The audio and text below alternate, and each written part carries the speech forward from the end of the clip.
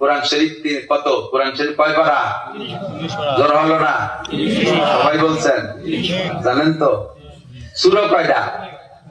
114টা। আয়াত 2 প্রকারে গণনা আছে। হযরত আলী রাদিয়াল্লাহু তাআলা আনহুর গণনা মতে 6666। সিদ্দিকা আয়েশা রাদিয়াল্লাহু তাআলা আনহা গণনা করেছেন সেই হিসেবে 2636। 2236। বলবেন যে হুজুররা মশালার মধ্যে ঢুক নিয়ে মতানৈক্য শুরু হয়ে যায়। কোরআন শরীফের আয়াত তাও বলতে যে দুই হুজুর দুই দিক চলে গেছে।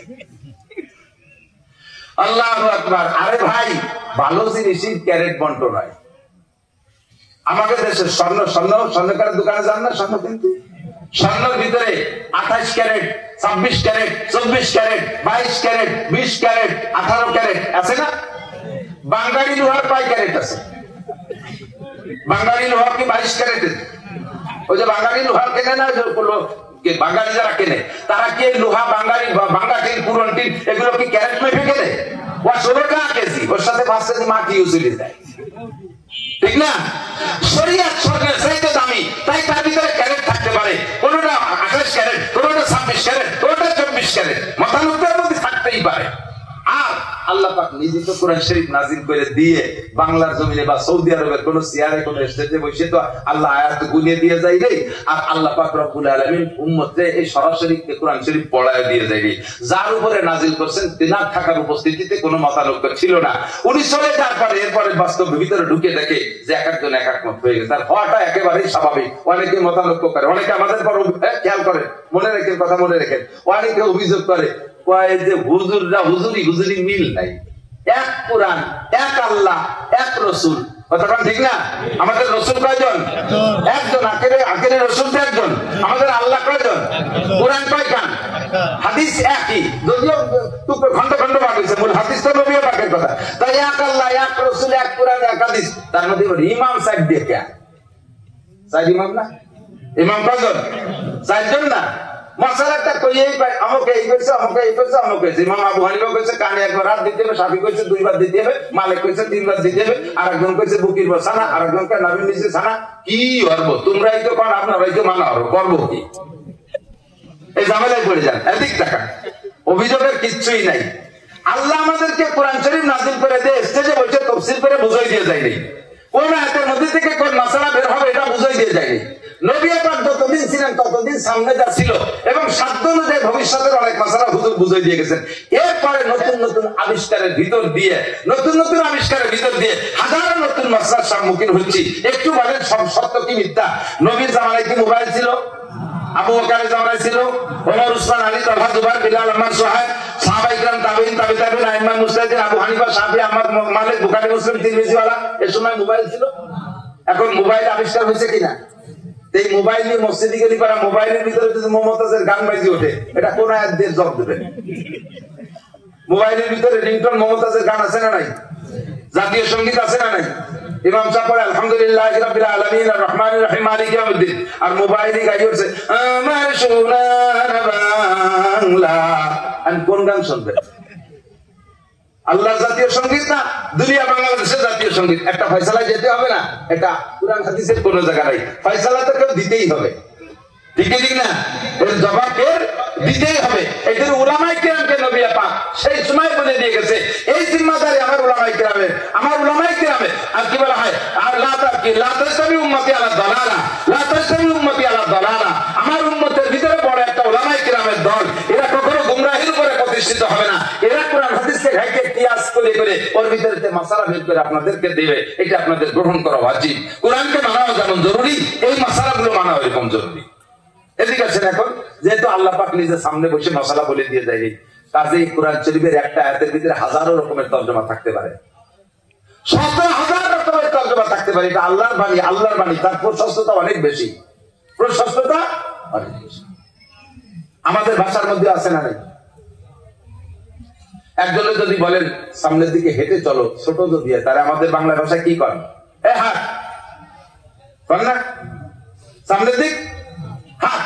আর একজনের কাছে জিজ্ঞেস করছেন ভাই নোয়াপাড়ার হাট কোন দিক? ভাই সামনের দিক হাট।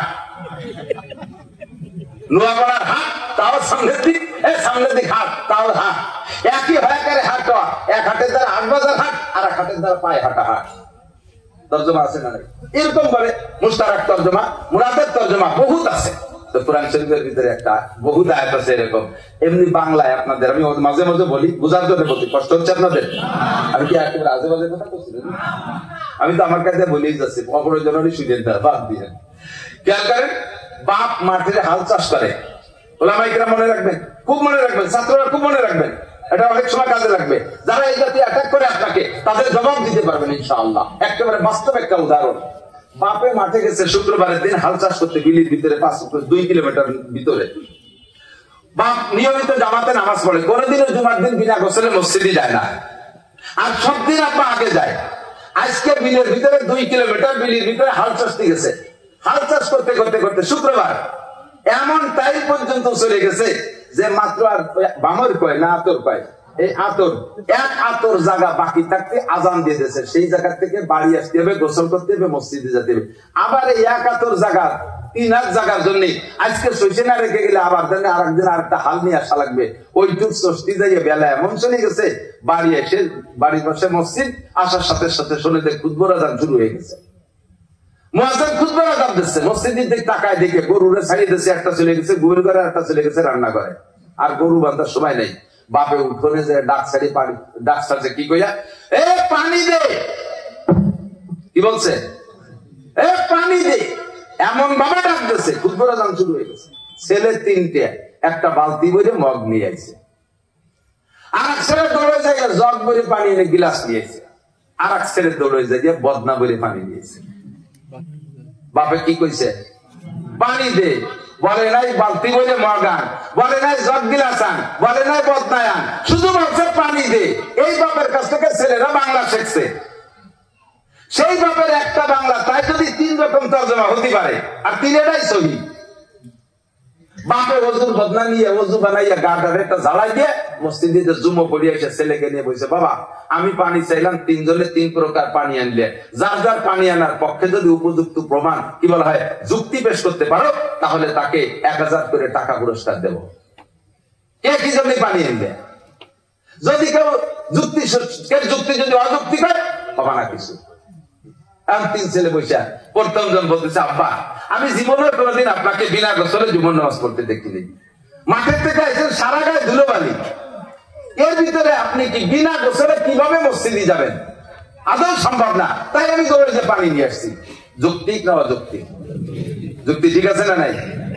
থ্যাংক ইউ, তুমি পাবা 1000 টাকা। তুই জগে আনলি কাকা, আব্বা যেভাবে ডাক ছাড়ছেন পানি দে, আমার তো মনে হয় আমার একটা পানির অভাবে মরিয়ে যায়। বাইকে থাকলে জীবন নামাজ না পড়ুক, জোহরে নামাজ পড়তে পারবে, গোসল পরে আগে বাপের পানি খায় বাঁচাইনি। তাই আমি তোমার জগ বিলাস আনছি। যৌক্তিক না অযৌক্তিক? 1000 টাকা তুইও পাবে, তোরটাও ঠিক আছে। তুই বদনায় আনলি যে কাম ভাই, এখন গোসলের সময় আছে, খুব হয়ে গেছে। আর ওদিকে এতক্ষণ যখন বাইসি আছেন আর 2 রাকাত নামাজ পড়তে বলতে পানির অভাবে মরবেন না। আমার বিশ্বাস কোন মতে বাপরে ওযু বানায় মসজিদে পাঠাতে হবে, তাই আমি বদনা নিয়ে আসি। এটা আরো যুক্তি, তাই তো বাপ বদনা নিয়ে গেছে, ঠিক না? তাহলে 1000 টাকা পানির বিনিময়ে যদি যুক্তি প্রকাশ প্রমাণ করতে পারে 1000 টাকা পাবে। এখন 3 ছেলে পাবে কি পাবে না? অথচ পানি ব্যবহার করছে কোনটা? বদনারটা, লুটারটা। পানি ব্যবহার করছে লুটারটা, আর দুটো ব্যবহার করে নাই, কিন্তু দুইটা যুক্তিসঙ্গত, ঠিক কি ঠিক না? তাহলে বলতে চাই দোস্ত, মানুষের কথা, মানুষের বাপের কথা ছেলে তো বাংলা শিখছে, সেই বাপের এক বাংলা যদি 3 রকম হইতে পারে, আর 3টাও যদি সহি হয়, আর যদিও বাপে একটার পর আমল করছে আর দুটো করে নাই, তবে তার পিছনে যুক্তি থাকার কারণে 1000 টাকা করে পুরস্কার 3 জনে পাবে কি পাবে না? আল্লাহ কেবল হাকিম কোরআনে কারীম নাযিল করেছে, আল্লাহ নিজে বুঝাই দিয়ে যায়নি। ওর ভিতরে 4 রকম মাসালা আছে, 4 জনের সহি। যদিও আমরা আমল করতেছি একটা, বাকি 3 আমরা বলতে পারবো না ওটা গলত, ওগুলো সহি। পুরস্কার যদি আল্লাহ তাআলা দেয়, 4টার উপরে 1000 করে পুরস্কার দিতে হবে, 4টার পিছনে দলিল আছে। কথা কান কাজে উলামায়ে কেরাম ভাবে ভেক্সি মেরে না, হুজুরি বলে না, তার আমরা টির বসে আমলিক বিএনপি ভালো লাস্টে ভাই দিয়েছে চলে যাচ্ছে। এই জায়গার চাইতে আরেকটু কাছে বলি, হুজুরি বলে না, হুজুররা 3-4 রকম বলে। তাহলে সেই দুঃখে আপনি হুজুরগিরি ছাড়িয়ে দিয়ে, ধর্মকর্ম ছাড়িয়ে দিয়ে রাগ করে চলে গেলেন। আচ্ছা, আপনি বাড়ির কাছে ডাক্তারের কাছে ঔষধ খাইছেন, এই ঔষধে আপনার কোনো কাজ হয়নি, এবার আপনি কি করবেন? থানা কমপ্লেক্সে গেছেন, ও জায়গায় এমবিবিএস আছে, সেই এমবিবিএস এর দেখাইছেন, কাজ হয়নি, চলে গেছেন আপনি যশোর, সে জায়গায় ডাক্তার দেখাইছেন, আরো অত্যাধুনিক মেশিন দিয়ে ডায়াগনোসিস হয়েছে, ওষুধ দিচ্ছে সারে নাই, এরপরে চলে গেছেন আবার খুলনা 250 বেডে, সে জায়গার ডাক্তার আরো দেখছে, তাতেও কাজ হয় নাই, চলে গেছেন ঢাকা সরারদি, সে জায়গার ডাক্তার দেখাইছে, সারে নাই, হলি ফ্যামিলিতে গেছেন, সারে নাই, পিজিতে গেছেন, সারে নাই, কোন জায়গার ওষুধে আপনার সারতেছে না। রাগ করে এক এক জায়গার ডাক্তারে এক এক প্রেসক্রিপশন দেয়, আর এক ডাক্তারের কাছে ওই দেখে ডাক্তার না একটা ছাগল। সিঙ্গাপুর গেছেন, সে জায়গার ডাক্তার সুস্থ হয় না। বাবা, আমি তো বহু কিছুই তোকে জন্য রেখে গেলাম, আমার 2 বিঘে জমি বেশি একটু লন্ডন ফাটা। এর সময় তো বলেন না যে ডাক্তারে মেলে না, হ্যাঁ ওষুধপাতি বাদ, যা পারি একা একা বসে খাই, তা তো পারেন না। শরিয়াতের সময় যখন 3-4 হুজুরি মতানব্য বলছে, হুজুর বাদ, ধর্মকর্ম বাদ, আমি বিএনপি বাদ। এখন সব বিরোধ কার্যক্রম, কথা বলেন, সব বিরোধ নিজের ভিতরে বিরোধ সৃষ্টি করে দিয়েছে। আল্লাহ তাআলা আমাদের বুঝার আমল করার তৌফিক দান করুন বলে আমিন। কুরআন শরীফের আয়াত 6236, মনে আছে নাকি? মতানব্য ঝামেলা গেছে তো, এভাবে আয়াত